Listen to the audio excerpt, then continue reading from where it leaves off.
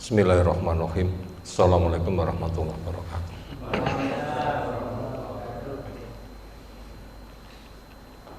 Alhamdulillahirabbil alamin. Walladzi arsala rasulahu bil huda wa dinil haqq lidhirahu 'alad dini kullih.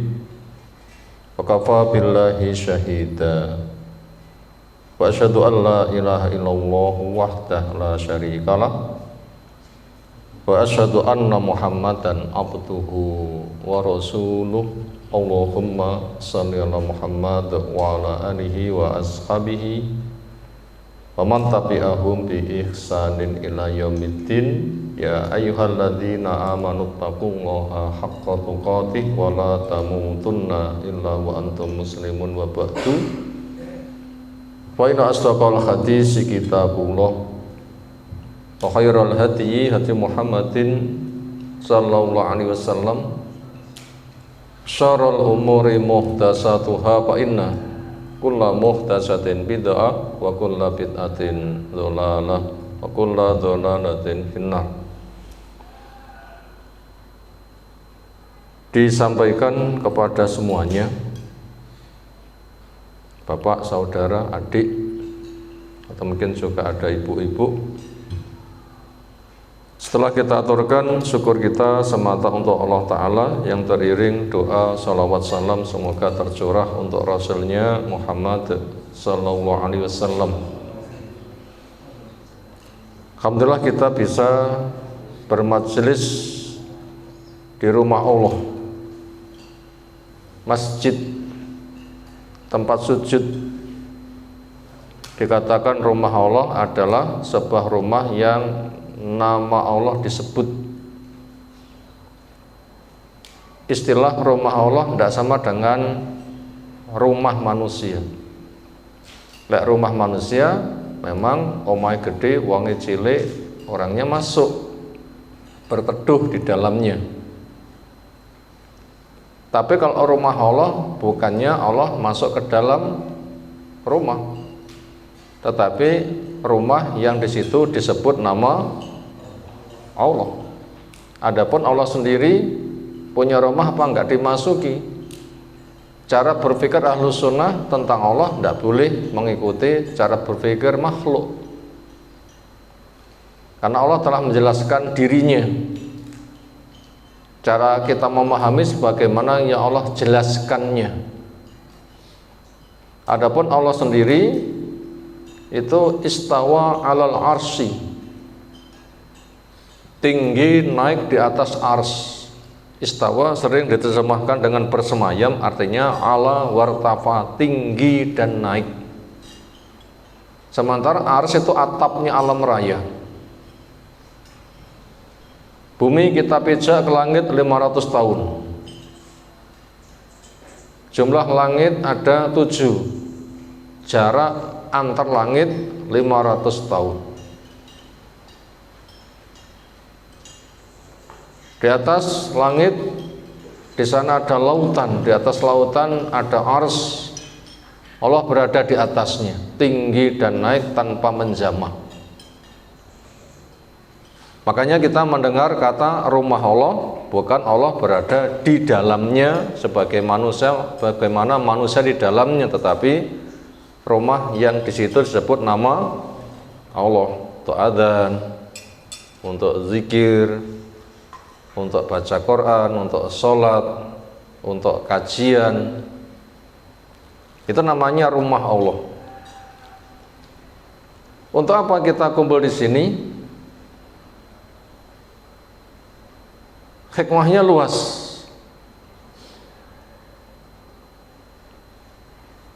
Pengikat utama untuk acara ini adalah hajat dari Bapak Amanu yang menikahkan anak perempuannya ketiga. Penicap nggih? Ampun. Njing wau. Pingkanto Mas Umar.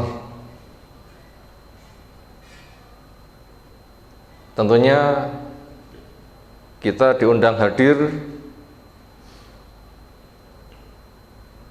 Fungsi utama untuk walimah, dan itu hukumnya wajib.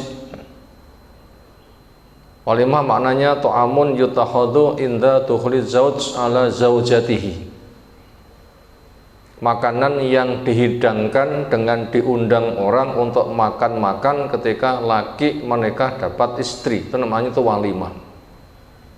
Asli walimah niku nggih manten, tapi seringnya walimah itu adalah makan-makan, wis pokok nglumpuk makan-makan jenenge walimah. Itu pengembangan makna berikutnya. Tapi kalau makna aslinya sebagaimana telah kita sebutkan, kadang jenek plesetannya walimah adalah wali mangan.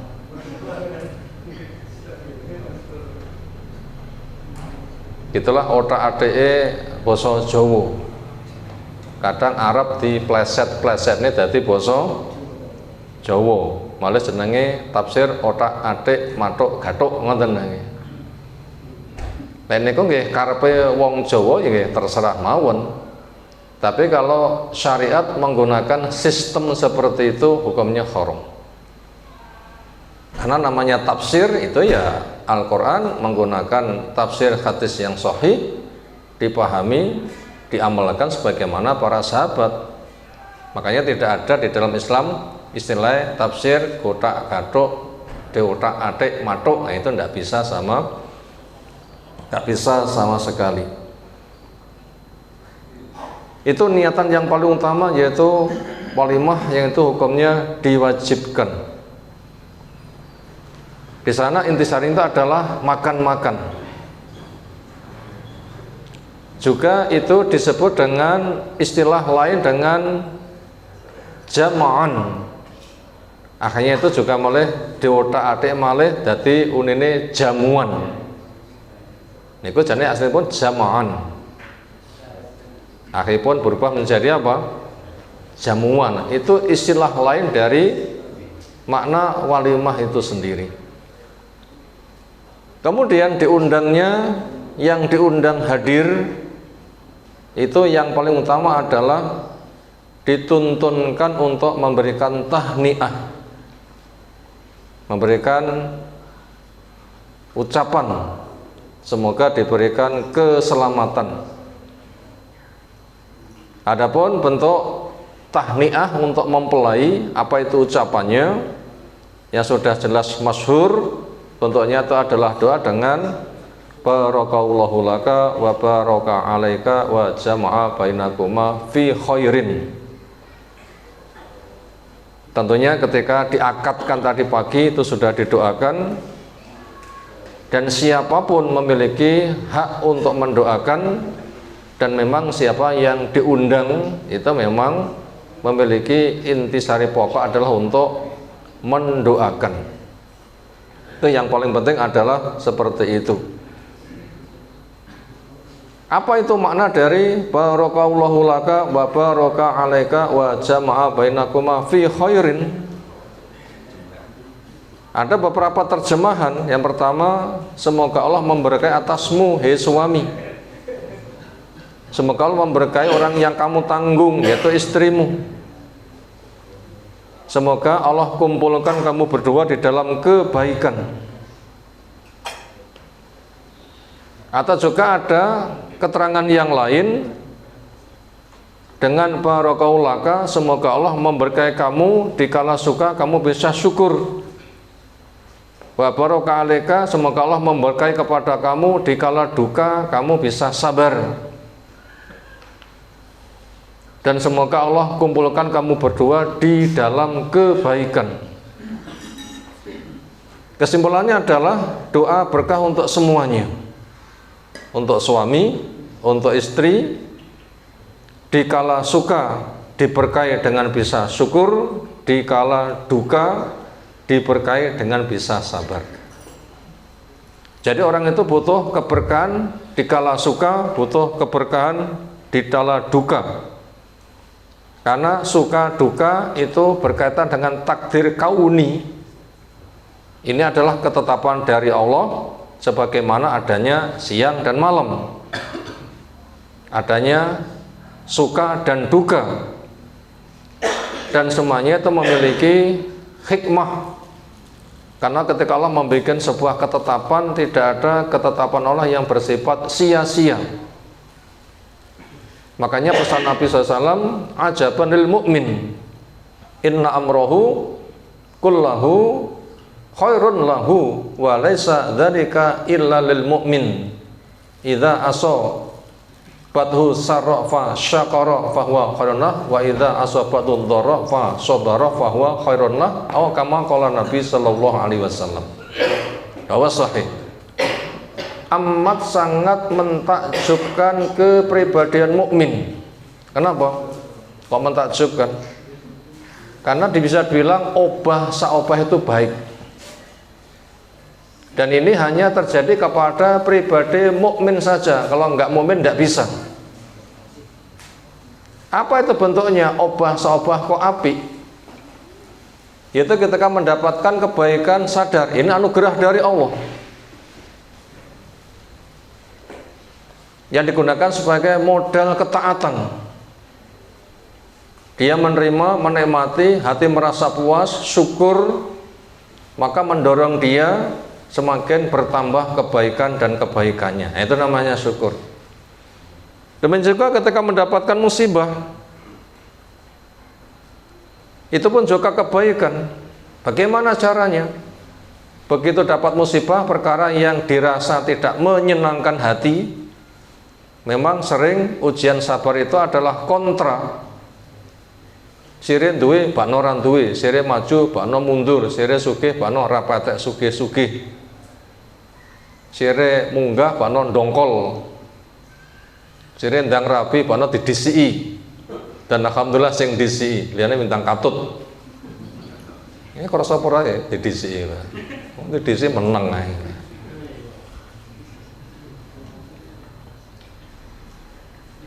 Mobil lek mesinnya wonten ngarep, ban ngarep munyer, ban mburi katut, ngoten nggih. Lek reme kuat diseret, kuwate nyeret mulai meledos.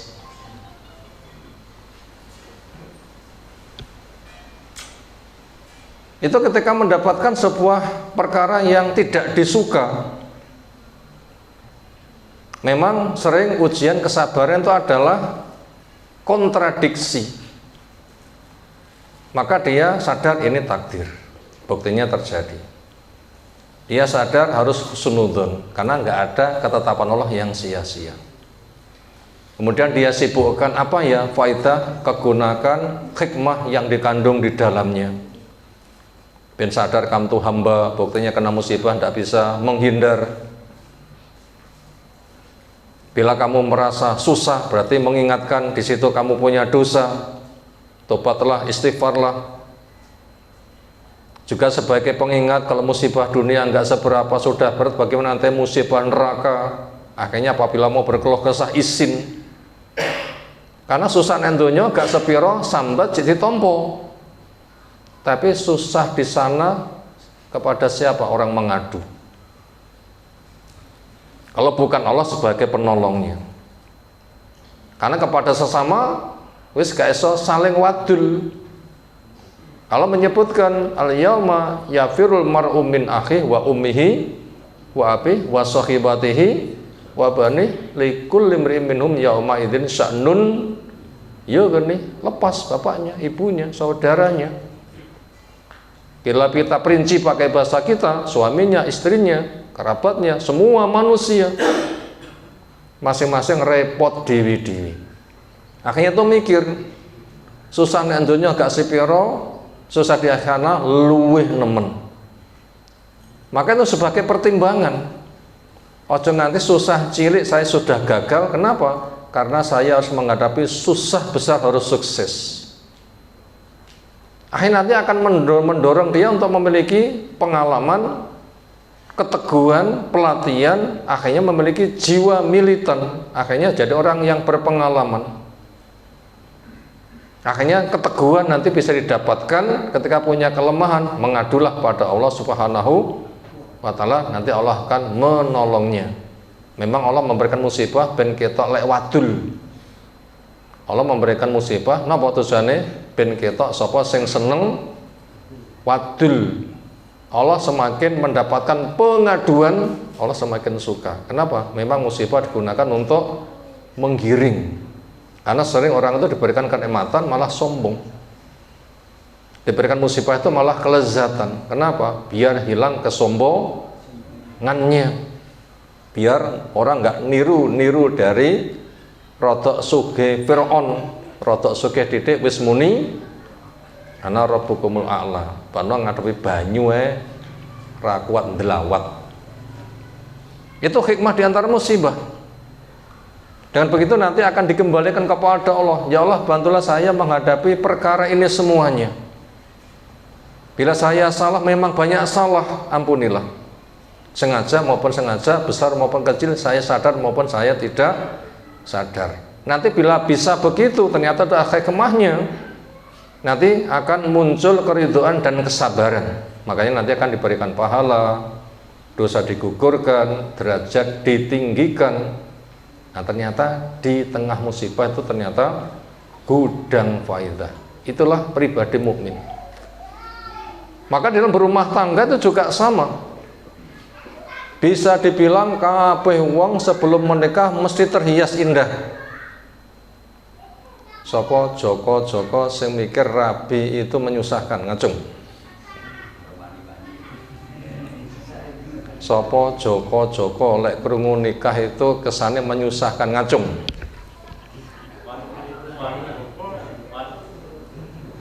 Ani kurang ngacung. Kayak gane sing wani, kesan global sing rong rabi mendengar kata nikah mesti indah.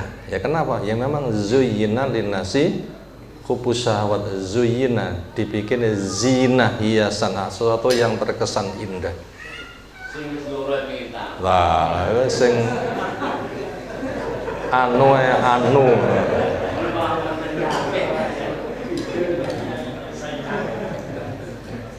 Kenapa sudah nikah itu mengalami susah malah pengen tambah? Susah itu untuk menambah seneng. Gak bahkan dirasakan nikmat atau susah. Gimana dikatakan malam tanpa siang? Gimana dikatakan lezatnya makan bila tidak pernah lapar?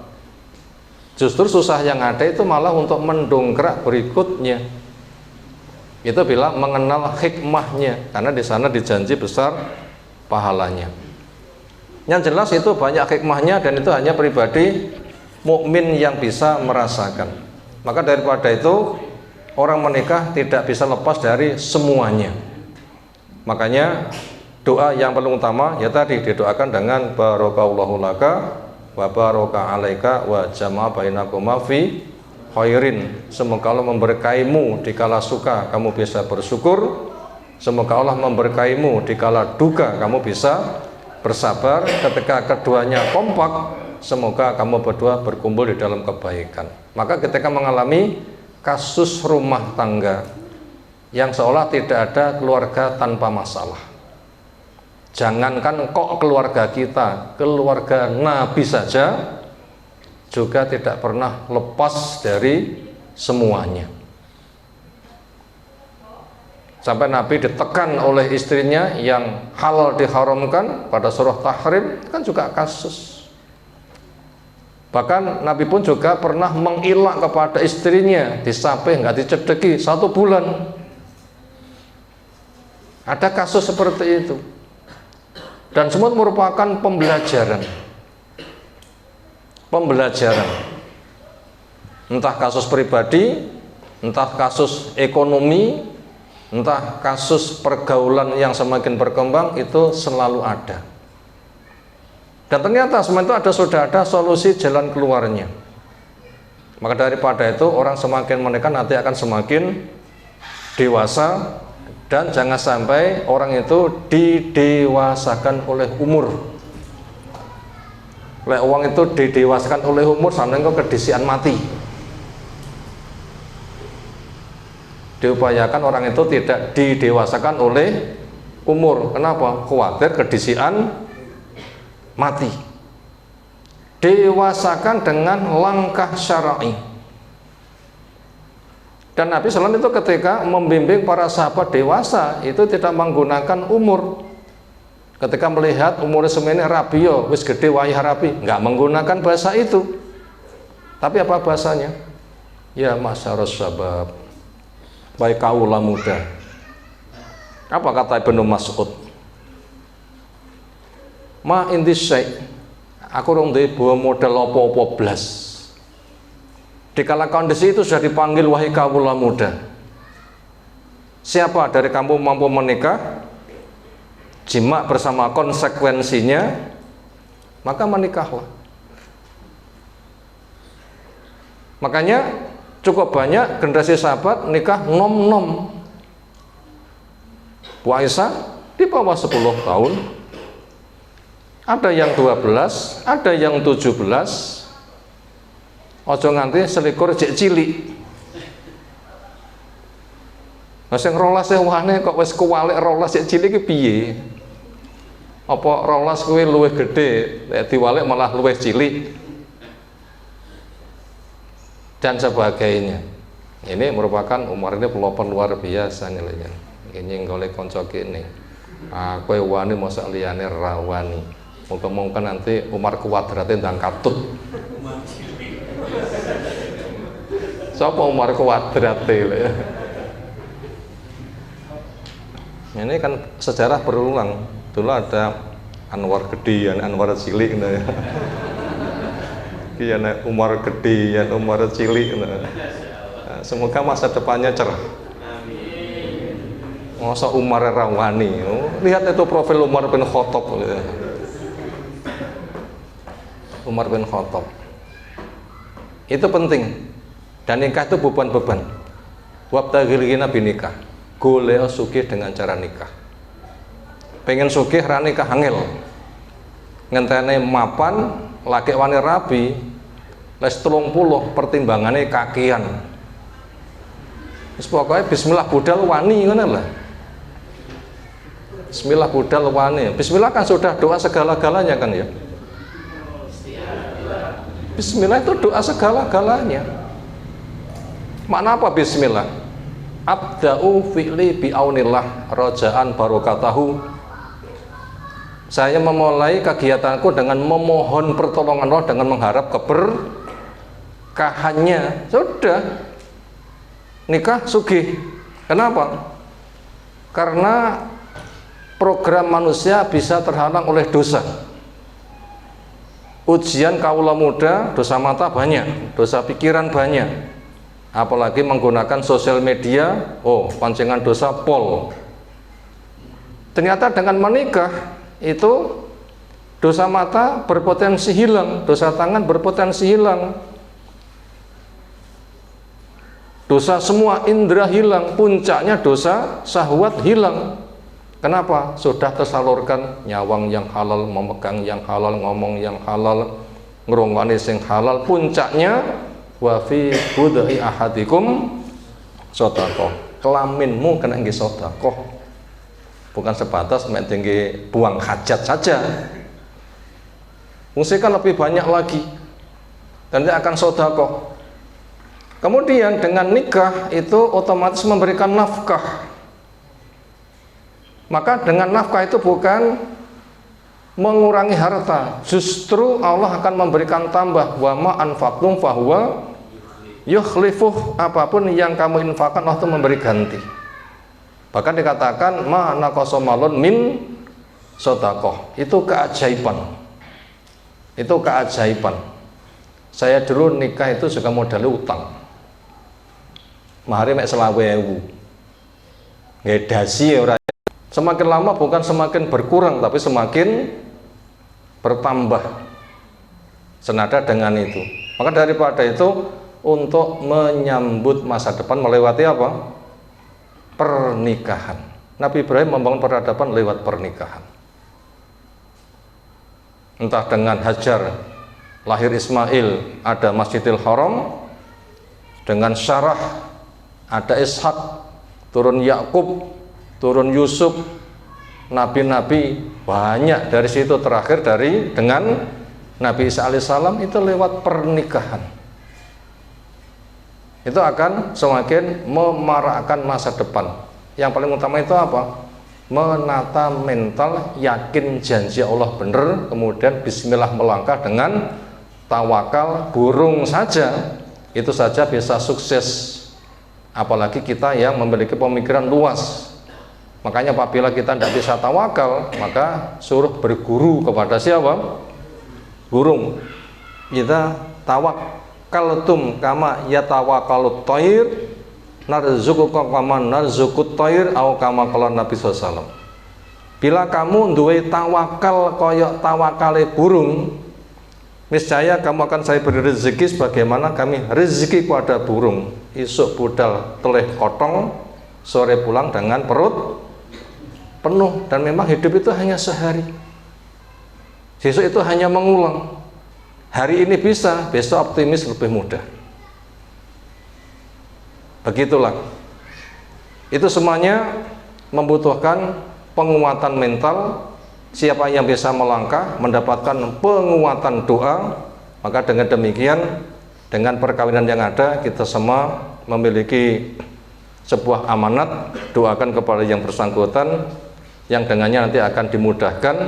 Dan apabila kita bisa, kita pun juga akan begitu mudah didoakan oleh orang yang lain-lain, karena al jaza'u min jinsil amal, balasan sebagaimana amal. Lewamun dongakne tulus, maka kamu juga akan didoakan dengan tulus yang lain. Yang kamu doakan sukses, kamu pun juga akan diharapkan mendapatkan kesuksesan dari Allah Subhanahu wa ta'ala. Mungkin sekian yang butuh untuk kita sampaikan, pesan-pesan yang semoga bermanfaat, sehingga kumpul kita kali ini banyak kemaslahatannya, yang kita mendapatkan siraman lahir dan batin. Semoga Allah memberkahi kepada kita semuanya, dan silahkan nanti masing-masing mendoakan kepada mempelai dengan barakallahu laka wa baraka alaika wa jama'a bainakuma fi khairin. Kemudian kita pun juga doakan kepada tuan rumah yang telah memberikan hidangan kepada kita dengan Allahumma aski man askona wa atmin an atmana, Allahumma barik lahum fima razaqtahum wa fir lahum warhamhum. Demikian pesan singkat yang tersampai, semoga bermanfaat untuk kepada semuanya. Mewakili tuan rumah disampaikan syukron jazakumullah khairan, sekaligus minta maaf sebesar-besarnya, dan semoga dari apa yang ada Allah memberkahi kepada kita semuanya. Demikian kita cukupkan. Saya tadi sudah mendapatkan semuanya, berikutnya saya tinggal pamit saja. Dan bila saya sudah meninggalkan, yang lainnya tidak usah tergesa-gesa. Kenapa? Datang saya luwih dhisik, muli juga luwih dhisik. Sing garing ngenteni, engko lek ora dinteni engko iman-iman. Dinteni ya ora apa-apa lho nggih. Subhanakallahumma bihamdika asyhadu an la ilaha illa anta astaghfiruka wa atubu ilaik. Assalamualaikum warahmatullahi wabarakatuh.